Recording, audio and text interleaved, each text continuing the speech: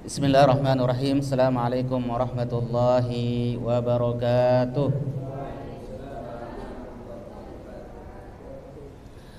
Alhamdulillahi rabbil alamin. Wassalatu wassalamu ala rasulina Muhammadinil amin wa ala alihi wa ashabihi wa man tabi'ahum bi ihsanin ila yaumiddin. Allahumma inna nas'aluka rizqan wasi'a. Allahumma arzuqna rizqan wasi'a wa ilman nafi'a wa amalan mutaqabbala. Bapak-bapak, hadirin hadirat yang dimuliakan Allah Subhanahu wa taala. Puji dan syukur kehadirat Allah Subhanahu wa taala pada kesempatan pagi hari yang menceriakan ini. Allah Subhanahu wa taala senantiasa memberikan taufik dan inayahnya kepada kita semua, sehingga kita semua bisa hadir, kita semua bisa datang melaksanakan salah satu kewajiban kita kepada Allah, yaitu menuntut ilmu. Salawat serta salam tidak lupa kita sampaikan kepada idola kita semuanya, Rasulullah sallallahu alaihi wasallam. Hadirin hadirat, ikhwan akhwat yang dirahmati Allah Subhanahu wa taala. Saya mengajak pribadi dan kita semua, mari sama-sama kita bersyukur kepada Allah Subhanahu wa taala. Allah berikan kita kesehatan bertemu dengan bulan Rajab. Allah berikan kita kesempatan bertemu dengan bulan Rajab. Allah berikan kita umur panjang bisa bertemu dengan bulan Rajab. Bulan Rajab adalah bulan mulia. Bulan Rajab adalah bulan yang begitu diagungkan oleh Allah dan oleh Rasulullah sallallahu alaihi wasallam. Kalimat Rajab itu ya, secara bahasanya diambil dari kalimat tarjib yang artinya agung. Artinya bahwa bulan Rajab itu adalah bulan yang agung, bulan yang mulia, bulan yang salah satu yang diistimewakan oleh Allah Subhanahu wa taala. Para ulama mengatakan bahwa bulan Rajab tersebut adalah bulan yang penuh dengan rahmat Allah Subhanahu wa taala. Rahmat itu bisa bentuknya hidayah iman dan Islam. Hidayah itu bisa bentuknya rezeki, kesehatan dan kesempatan. Rahmat itu bisa bentuknya adalah al-matar, turun hujan. Hujan itu adalah rahmat dari Allah Subhanahu wa taala. Maka ketika turun hujan, kita disunnahkan untuk berdoa. Salah satu doanya Allah adalah Allahumma shayyiban nafi'a. Ya Allah, turunkan kepada kami hujan yang bermanfaat. Kenapa? Karena hujan itu merupakan rahmat dari Allah Subhanahu wa taala. Bulan Rajab adalah bulan yang penuh dengan kebaikan dan maghfirah dari Allah Subhanahu wa taala. Jadi banyak sekali rahmat, banyak sekali ampunan, banyak sekali kebaikan-kebaikan yang Allah Subhanahu wa taala khususnya pada bulan Rajab ini. Ini poin yang pertama. Kemudian yang kedua, apa keistimewaan daripada bulan Rajab tersebut? Bulan Rajab sebagaimana kita ketahui, salah satu keistimewaannya bulan Rajab adalah bulan hurum, bulan haram.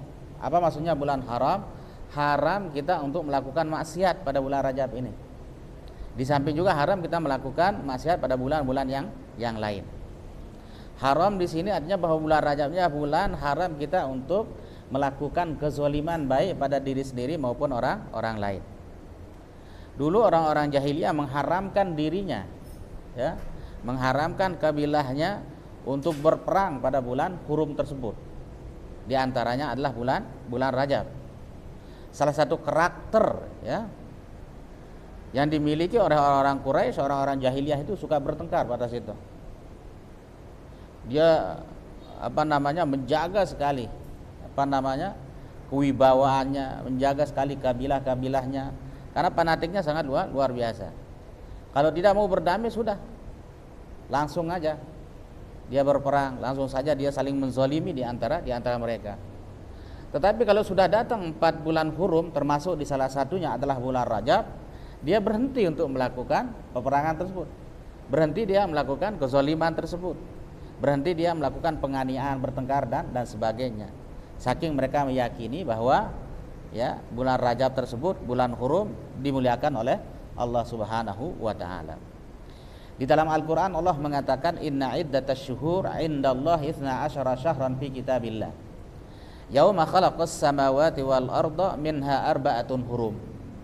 Sesungguhnya jumlah bilangan bulan di sisi Allah, ya, dalam setahun itu jumlahnya 12 bulan. Dalam ketetapan di mana Allah menciptakan langit dan bumi, kemudian 12 bulan tersebut ada 4 bulan hurum, ada 4 haram, ada 4 bulan haram, ada 4 bulan mulia. 4 bulan mulia tersebut, ya, ditegaskan oleh Rasulullah SAW. Yang pertama adalah bulan Zulkaidah, yang kedua adalah bulan Zulhijjah, kemudian yang ketiga adalah bulan Al-Muharram, kemudian yang keempat adalah bulan ini, yaitu bulan Rajab. Jadi sekali lagi 4 bulan hurum, 4 bulan mulia tersebut. Yang pertama adalah bulan Zulkaidah, yang kedua adalah bulan Zulhijjah, yang ketiga adalah bulan Al-Muharram, kemudian yang keempat adalah bulan kita hari ini, ya. Bulan kita bulan ini yaitu bulan Rajab. Ya. Saking mulianya sekali lagi, dulu orang-orang jahiliyah, orang-orang Quraisy tidak mau berperang, tidak mau bertengkar, tidak mau melakukan kezaliman, karena bulan Rajab ini salah satunya adalah bulan hurum. Ini keistimewaan yang pertama.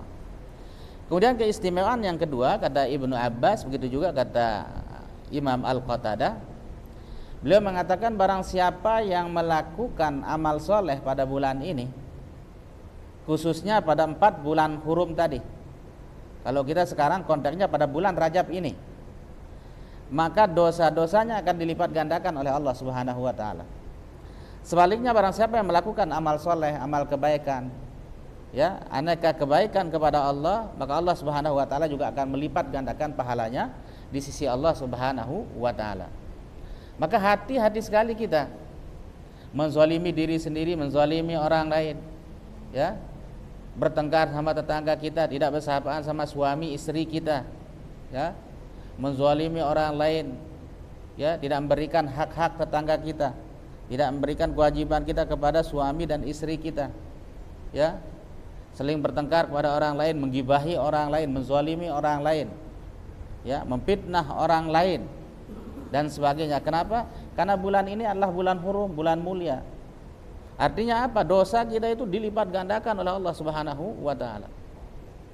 Kalau kita gibahin orang lain pada bulan-bulan yang lain, itu dosanya besar, tapi jauh lebih besar dosa yang akan kita dapatkan dari Allah ketika kita menggibahi orang lain pada bulan ini. Kenapa? Karena bulan Rajab adalah bulan mulia, bulan huruf.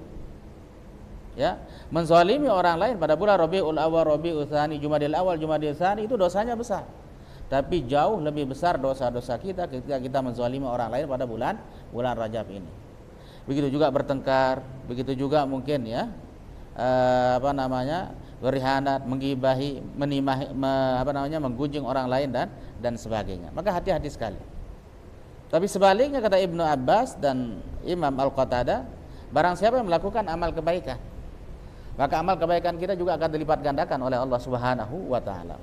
Berpuasa pada bulan Rabiul Awal, Rabiul Tsani itu besar pahalanya, tapi jauh lebih besar kita melaksanakan ibadah puasa pada bulan Rajab ini. Bersedekah pada bulan selain 4 bulan hurum tersebut, puasanya pahalanya besar. Tapi kalau kita melakukan amal ibadah pada bulan Rajab ini, pahalanya akan berlipat ganda. Salat berjamaah paling banter Rabiul Awal, Rabiul Tsani kita akan mendapatkan 25 sampai dengan 27 derajat. Tapi kalau kita melaksanakan amal ibadah terutama salat berjamaah, kemudian kita berada pada saf yang pertama pada bulan ini, bisa saja Allah ngasih kita 50 derajat. Bisa saja Allah ngasih kita 100 derajat. Bisa saja Allah memberikan kita 1000 derajat. Kenapa? Karena bulan Rajab ini adalah bulan mulia. Ya. Melakukan amal soleh pada bulan yang lain pahalanya besar, tapi jauh lebih besar ketika kita melakukan amal soleh, amal-amal kebaikan pada bulan Rajab ini. Jawabannya karena bulan Rajab adalah bulan mulia. Maka ada seorang ulama mengatakan bulan Rajab ini adalah bulan lizzar'i, untuk menanam. Maksudnya menanam kebaikan-kebaikan kita, amal soleh kita, sedekah kita, puasa kita, ya, sholat berjamaah kita. Kemudian nantinya bulan Sya'ban dikatakan bulan untuk mengairi. Supaya gemuk tanaman kita itu harus kita airi, harus kita kasih rabuk dan sebagainya. Ya, maka penambahan semangatnya beribadah nanti pada bulan Sya'ban. Kemudian kita akan mendapatkan apa yang kita airi, apa yang kita tanam nanti pas datang bulan Ramadan. Jadi 3 bulan berikutnya ini dari Rajab, Sya'ban dan Ramadan ini saling berkaitan. Tidak bisa kita maksimalkan ibadah kita pada bulan Ramadan apabila pada bulan Rajab ini kita loyo melaksanakan amal ibadah. Kita akan mencapai target pada bulan Ramadan apabila nantinya bulan Sya'ban kita juga kurang maksimal beribadah pada Allah Subhanahu wa taala. Oleh karena itu salah satu amalan yang disunnahkan kita di antara 2 bulan ini sebelum kita bertemu bulan Ramadan adalah salah satunya adalah banyak berpuasa. Untuk apa? Supaya ada persiapan diri kita, tubuh kita, jasmani kita ketika nanti bulan Ramadan kita sudah terbiasa melakukan amal ibadah puasa. Satu kasus, banyak orang ketika 1 Ramadan itu jam 10 pagi itu sudah demam dia, sudah sakit dia, padahal sahurnya paling banyak Pak Tarsid ya, ngemilnya malamnya itu dari Isya sudah ngemil ya, nambahnya juga paling banyak itu ketika sahur dan sebagainya. Tapi mulai jam 10, jam 11 sudah demam, sudah pusing dan sebagainya. Ini artinya apa? Jasmani kita itu kadang-kadang kaget. Badan kita itu kadang-kadang enggak siap. Kenapa? Karena kita tidak membiasakan puasa pada 2 bulan sebelum datang bulan Ramadan. Minimal bulan Rajab dan bulan Sya'ban. Ya. Maka dikatakan tadi Rajab adalah bulan untuk menanam, Sya'ban adalah bulan untuk mengairi, karena ini erat kaitannya supaya kita akan bisa panen nantinya pada bulan Ramadan. Jadi keistimewaan yang kedua dari bulan Rajab ini, bulan Rajab adalah bulan di mana amal ibadah kita, begitu juga dosa kita ya dilipat gandakan pahalanya, begitu juga dilipatkan gandanya dosanya di sisi Allah Subhanahu wa taala. Kemudian yang ketiga kata para ulama, Rajab adalah bulan yang begitu dekat dengan bulan Ramadan. Berapa bulan lagi kita mak bertemu dengan bulan Ramadan? Sekarang kurang lebih tanggal 18. Hanya tinggal 40 hari lagi ya, kita akan bertemu dengan bulan Ramadan. Jujur mak yang dirindukan pada bulan Ramadan apa ibu-ibu? Ahwat? Apanya? Pelecingnya. Oh, kalau THR biasanya pas ininya, pas adanya pas Idul Fitrinya. Masya Allah. Apalagi yang dirindukan bulan Ramadan? Masya Allah, kabuburitnya ya, Masya Allah. Kalau Pak Iwan apa kira-kira yang dirindukan bulan Ramadan? Masya Allah ya, banyak yang dirindukan pada bulan Ramadan ya, puasanya, qiyamnya, Masya Allah ya, buka puasanya, buka bersamanya, banyak yang dirindukan pada bulan Ramadan ya, banyak yang kita rindukan pada bulan Ramadan. Maka salah satu amalan yang dikatakan oleh para ulama, banyak-banyak berdoa kita pada bulan Rajab ini ya, supaya Allah sampaikan kita pada bulan Ramadan. Doanya apa? Allahumma barik lana bima razaqtana wa qina adzabannar ya. Atau doanya apa? Allahumma laka sumtu wa bika amantu wa ala rizqika aftartu bi rahmatika ya. Yang diingat doa makannya aja, doa berbuka puasanya aja yang diingat ya. Satu riwayat dari Anas bin Malik ya, walaupun hadisnya dhaif tapi bisa lipadhailil amal ya, untuk memotivasi kita, menyemangati kita untuk menyambut datangnya bulan Ramadan. Allahumma barik lana fi Rajab wa Sya'ban wa ballighna Ramadan. Ya Allah berkahi kami pada bulan Rajab ini. Ya Allah berkahi kami pada bulan Sya'ban ini, dan sampaikan kami pada bulan Ramadan. Bila perlu ditambah sedikit, wa inna 'ala siyam wal qiyam wa tilawatil Qur'an. Dan berikan kami taufik untuk bisa berpuasa, untuk bisa qiyam, untuk bisa tilawah Al-Quran, dan bisa melaksanakan amal-amal ibadah yang lainnya. Kenapa perlu doanya ditambah? Karena banyak orang ampura disampaikan sama bulan Ramadan. Banyak orang yang diberikan umur bertemu dengan bulan Ramadan. Banyak orang yang diberikan kesehatan bertemu dengan bulan Ramadan. Tapi di awal-awal Ramadannya aja dia semangat. Ini artinya orang itu disampaikan sama bulan Ramadan. Tanggal 1 sampai 3 malam Ramadan semangat beribadah. Kadang-kadang di kampung saya Pak Iwan ya, itu sampai parkiran orang berjamaah. Kalau sudah malam ke-6 sudah mulai kita lihat jadwal. Siapa yang jadi imam malam ini? Apakah sinyalnya cepat atau sinyalnya agak lambat? Kalau agak lambat kita cari sinyal-sinyal atau masjid-masjid yang lebih cepat itu sinyal dan sebagainya. 20 Ramadan ke atas kita disunahkan untuk i'tikaf. Kita i'tikafnya bukan di masjid tapi i'tikafnya di epicentrum. Ya. Disunahkan, ada masjidnya lagi di sana. Tawafnya itu bukan di masjid aja mainannya, tawafnya itu di bundaran Mendagi atau mungkin di sini nih, di Tempola dan sebagainya. Masya Allah. Orang seperti ini dipertemukan dengan bulan Ramadan, tapi Allah tidak memberkahi dia. Allah tidak memberikan taufik, ya. Allah tidak memberikan semangat untuk beribadah dari awal sampai dengan akhir Ramadan. Maka banyak-banyak berdoa kita pada bulan Rajab ini supaya disampaikan kita sama bulan Ramadan. Dulu para salafus saleh, masya Allah, sering saya sampaikan. 6 bulan sebelum bertemu dengan bulan Ramadan mereka berdoa supaya disampaikan Allah pada bulan Ramadan, saking istimewanya bulan Ramadan. Kemudian 6 bulan setelah Ramadan mereka berdoa kepada Allah supaya amal soleh yang mereka lakukan diterima pada bulan Ramadan. Kesimpulannya 1 tahun itu inti doa para salafus soleh adalah Ramadan. Ya, kita paling banter dari bulan Rajab kita berdoa kepada Allah disampaikan bulan Ramadan. Ini para salafus soleh. Kalau dibandingkan amal ibadah kita sangat jauh dengan mereka gitu. Perbandingan sedekah, qiyamul lail kita sangat jauh dari para salafus saleh. Kita hanya berdoa 3 bahkan mungkin 2 bulan gitu. Rajab, Sya'ban. Mereka 6 bulan gitu. Saking istimewanya bulan Ramadan. 6 bulan pasca Ramadan ada kekhawatiran dalam dirinya gitu. Jangan-jangan qiyamul lail saya tidak diterima oleh Allah Subhanahu wa taala. Jangan-jangan zakat saya tidak diterima oleh Allah Subhanahu wa taala pas bulan Ramadan. Jangan-jangan tarawih saya itu banyak ya taksirnya, banyak kurangnya kepada Allah Subhanahu wa taala. Jangan-jangan puasa saya ya banyak bicaranya, banyak dustanya ya, banyak kekurangan dan sebagainya. Jangan-jangan itu para salafus saleh. Beda dengan kita, kalau udah tanggal malam 1 Syawal udah merasa merdeka kita. Ya, tidak ada lagi tidak makan, tidak lagi ya berdada susah, tidak ada lagi tidak minum dan sebagainya. Masya Allah, senang kita. Semangat kita gitu. Padahal para salafus saleh pasca Ramadan merasa khawatir jangan-jangan amal saleh mereka itu tidak diterima oleh Allah Subhanahu wa taala. Maka salah satu sunnah yang diajarkan oleh Rasulullah ketika kita selesai melakukan amal saleh terutama salat fardu, kita disuruh untuk istighfar. Astagfirullah, astagfirullah, astagfirullah. Ya. Untuk apa kita baca astagfirullah? Sebagai wujud kekhawatiran kita. Jangan-jangan tadi ketika kita salat itu banyak kurang khusyuknya. Banyak lalainya kita, banyak lupanya kita ketika kita beribadah kepada Allah Subhanahu wa taala. Jadi yang ketiga, istimewaan dari bulan Rajab tersebut adalah bulan yang begitu dekat dengan bulan Ramadan. Kemudian keistimewaan yang keempat, ya, mayoritas ulama mengatakan bahwa bulan Rajab adalah malam atau bulan di Isra dan Mi'rajkannya Rasulullah sallallahu alaihi wasallam. Kita ingin mengambil sedikit faedah dari perjalanan Isra Rasulullah sallallahu alaihi wasallam. Subhanalladzi asra bi 'abdihi lailan. Maha suci Allah yang sudah menjalankan hambanya. Lailan itu artinya setengah malam, bukan semalam penuh.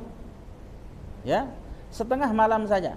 Kita nggak tahu berapa ukuran jamnya, tapi setengah malam dia. Dari mana? Minal Masjidil Haram, startnya dari Masjidil Haram, kemudian sampai ke Masjidil Aqsa, finishnya di bumi. Hikmahnya apa kira-kira itu? Dari Masjidil Haram ke Masjidil Aqsa. Apa hikmahnya kira-kira? Salah satu hikmahnya jangan kita melupakan masjid. Ya. Maka kalau kita mau pergian jauh, ini disunahkan kita setarnya itu dari masjid. Ya Rasulullah kalau ingin safar, pergian jauh setarnya itu dari masjid, dia sholat sunat dulu. Misalnya kalau kita tidak sempat, misalnya silakan sholat sunat di rumah, bisa sholat sunat mutlak. Kata para ulama, 2 rakaat yang kita lakukan itu bisa menolak bala, bisa menolak keburukan ketika kita melaksanakan safar. Itu sederhana itu. Sholat hanya 2 rakaat sudah. Makanya ampura banyak kadang-kadang di jalan banyak yang habis bensinnya, mogok ininya, bahkan ada yang tabrakan apa dan sebagainya. Karena sunnah-sunnah ini sering kita tinggalkan. Minimal ketika kita keluar rumah kita berdoa. Doanya apa doanya? Bismillahi tawakkaltu 'alallah wala haula wala quwata illa billah. Saya sering ceritakan di pengajian kampung itu, di setiap jalan itu pasti ada markasnya jin, Pak. Ada pasti kerajaan jin. Di tempat saya itu antara kampung saya sampai dengan gudang ada yang itu sana pasti ada tabrakan. Sering terjadi tabrakan, ampura. Padahal jalannya jalan lurus. Dari 1 kilometer udah kelihatan ada motor, ada mobil, tapi sering terjadi orang jatuh. Sering terjadi orang tabrakan dan sebagainya. Konon ceritanya kata orang-orang yang bisa itu di sana itu dulu markasnya kerajaan jinnya. Jadi mereka tidak ridho sampai sekarang gitu. Maka salah satu anunya, sunnahnya ketika kita bepergian jauh dan dekat, kita disunahkan baca doa tadi. Sederhana kelihatannya, masya Allah. Bismillahirrahmanirrahim, bertawakal kepada Allah. Wala haula wala quwata illa billah, tidak ada daya dan kekuatan kecuali daya kekuatan dari Allah Subhanahu wa taala. Jadi hikmah yang pertama dari perjalanan Isra dan Mi'raj Rasulullah sallallahu alaihi wasallam sebelum dimi'rajkan menuju langit, jangan lupakan masjid, itu aja. Ya.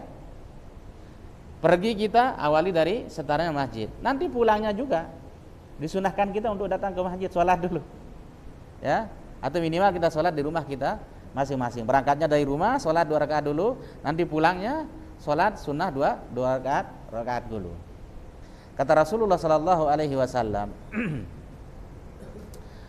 "Idza ra'aitum ar-rajula ya'tadu al-masajid fashhadu lahu bil iman." Apabila kita melihat ada seseorang kebiasaannya itu mondar-mandir ke masjid beribadah, ya. Ada orang mondar-mandir ke masjid kadang-kadang hanya ke kamar mandinya saja. Ya.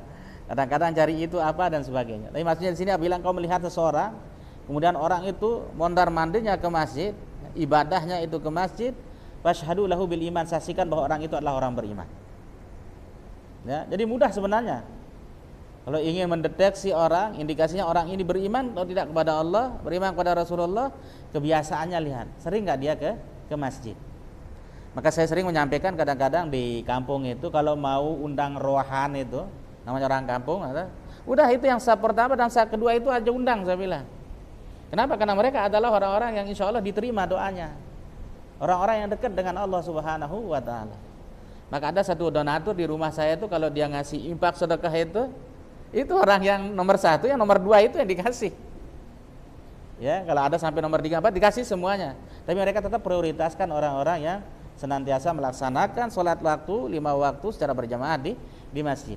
Rasulullah mengatakan fashhadu lahu bil iman, saksikan mereka adalah orang-orang yang beriman. Ibnu Abbas mengatakan innama ya ammarul masjid bahwa ahlullah. Orang-orang yang sering ke masjid, memamurkan masjid, itu adalah ahlinya Allah, keluarganya Allah. Logikanya begini, orang itu kadang-kadang cepat naik kedudukannya di dunia. Kenapa? Karena dia punya keluarga di dalamnya. Jadi pimpinan, keluarganya ada di pimpinan, tinggal dia ya bawa aja, tinggal aja dia keluarkan SK-nya, bisa dia jadi pimpinan dan sebagainya. Kenapa? Keluarganya. Makanya paling susah dihapus di KKR itu sebenarnya K terakhir itu. Ya, nepotisme, ada KKP, ada apa namanya? Ada itu. Korupsi, apa namanya? KPK, ya. Terus anti itu ada KPK, tapi kalau nepotisme kan sulit ya. Kita gak akan tega gitu melihat saudara kita akan sakit. Gak tega lihat keluarga kita itu gak punya kerja, gak punya uang, ekonominya ini apa. Gak tega melihat keluarga kita itu di PHK dan sebagainya. Begitu juga kalau kita sudah menjadi ahlinya Allah, keluarganya Allah, maka hajat-hajat kita, keinginan-keinginan kita, cita-cita kita, mimpi-mimpi kita juga akan segera dikabulkan oleh Allah. Kenapa? Karena kita sudah masuk kategori keluarganya Allah Subhanahu wa taala, dan keluarganya Allah ya di bumi ini. Selain mereka adalah ahlul Quran, mereka adalah ahli masjid, orang-orang yang memakmurkan masjid. Maka Rasulullah mengatakan ada 7 golongan, di mana 7 golongan tersebut ya akan mendapatkan naungan dari Allah kelak pada hari kiamat, di mana pada hari itu tidak ada naungan kecuali naungan daripada Allah Subhanahu wa taala. Salah satunya adalah wa qalbuhu mu'allaqun bil masajid, yaitu orang-orang yang hatinya selalu dekat dengan masjid, selalu merindukan masjid. Orang-orang yang selalu memakmurkan masjid dengan beribadah kepada Allah Subhanahu wa ta'ala. Jadi perjalanan pertama dari peristiwa Isra dan Mi'raj, salah satu hikmahnya jangan pernah melupakan masjid.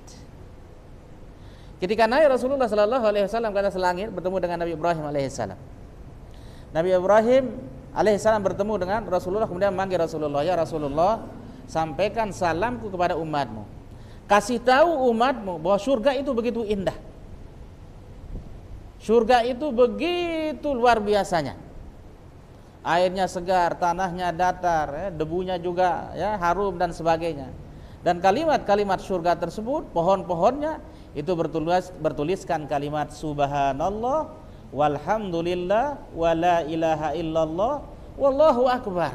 Masya Allah. Itu pohon-pohon surga. Maka salah satu hikmah dari peristiwa Isra dan Mi'raj, jangan pernah lupa untuk berzikir kepada Allah Subhanahu wa taala. Rasulullah mengatakan ada 4 kalimat yang begitu dicintai, diridhoi oleh Allah Subhanahu wa taala. Kalimat itu adalah kalimat tadi. Subhanallah walhamdulillah wala ilaha illallah wallahu akbar. Subhanallah walhamdulillah wala ilaha illallah wallahu akbar. Ketimbang kita main lato-lato ibu-ibu, ya, 24 jam aja anak kita, keluarga kita, tetangga kita lato-lato. Coba 24 jam itu kita basahi bibir kita, mulut kita dengan kalimat ini, ya, kalimat ini. Coba bayangkan ya, Allah perintahkan sholat itu di mana? Di langit, saking istimewanya Allah Subhanahu wa taala. Nabi Ibrahim alaihissalam juga menyampaikan kepada Rasulullah bahwa taman-taman surga tersebut, kebun-kebun surga itu bertulisan kalimat ini. Ini berarti bahwa kalimat ini begitu istimewa di sisi Allah Subhanahu wa taala, sehingga Rasulullah mengatakan 4 kalimat mulia dan yang paling dicintai oleh Allah adalah kalimat ini. Ya, baca sebanyak-banyaknya kalimat ini. Masya Allah. Kalau dalam kalimat yang lain Rasulullah mengatakan 2 kalimat, ya, kalimatnya pendek, sederhana, tapi di mizannya Allah Subhanahu wa taala begitu berat. Dan kalimat ini dicintai oleh Allah. Apa itu? Subhanallahi wa bihamdihi subhanallahil azim.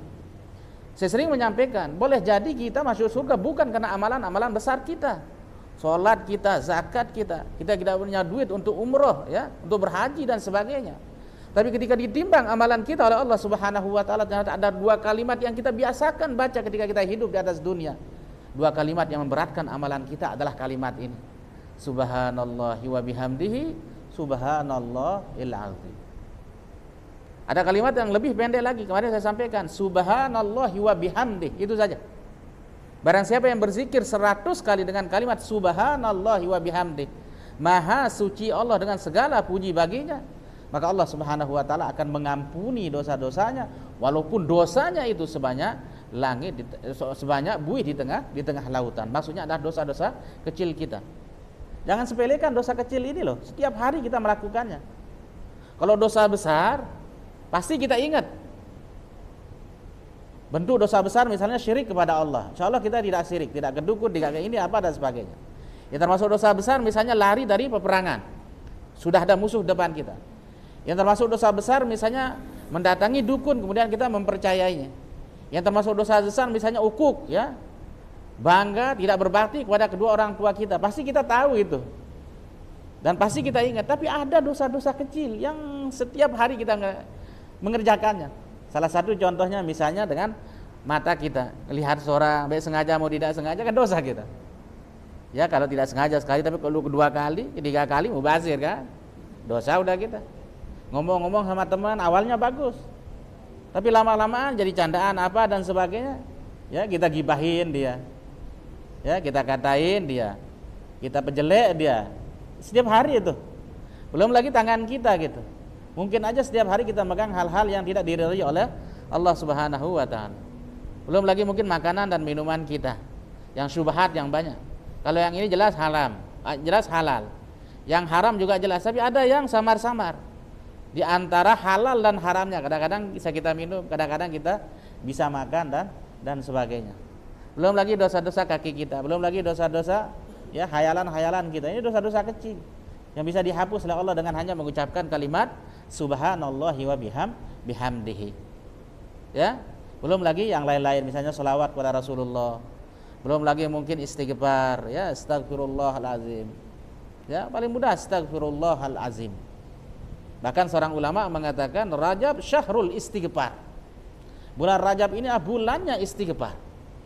Maka beliau mengatakan paling bagus amalan selain amalan-amalan yang lain, berpuasa, tilawah Al-Quran, salat berjamaah dan sebagainya, yang paling afdol kita baca pada bulan Rajab ini adalah banyak beristighfar kepada Allah Subhanahu wa taala.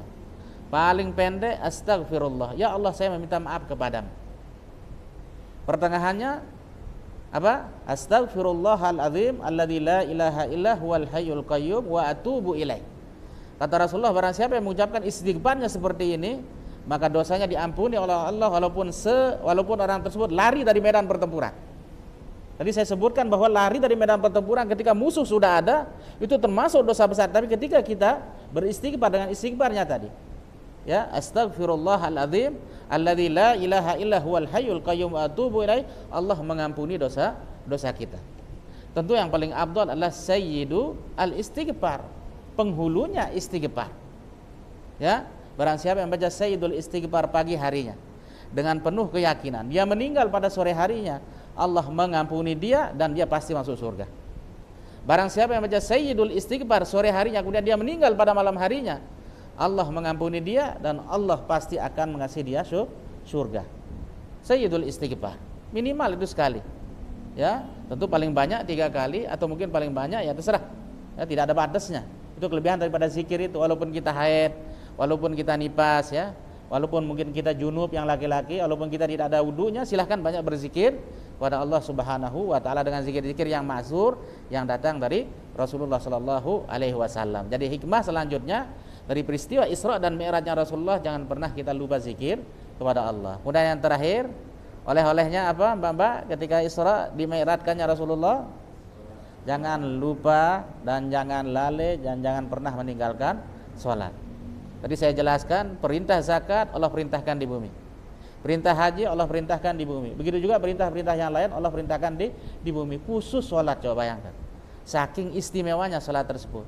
Maka dalam hadis yang lain, as-sholatu mi'rajul mu'min, sholat itu merupakan mi'rajnya, salah satu sarananya kita naik, ya, berkomunikasi langsung dengan Allah Subhanahu wa ta'ala. Salat adalah amalan pertama yang akan dihisab oleh Allah. Kalau amalan salatnya baik, dijamin yang lainnya akan baik. Tapi kalau salatnya sudah bolong-bolong, kita sering melalaikannya, bahkan mungkin kita sering meninggalkannya, maka tidak ada yang menjamin amalan yang lain akan baiknya. Ya, amalan yang lain akan baik. Masya Allah. Terakhir dari apa yang saya sampaikan ini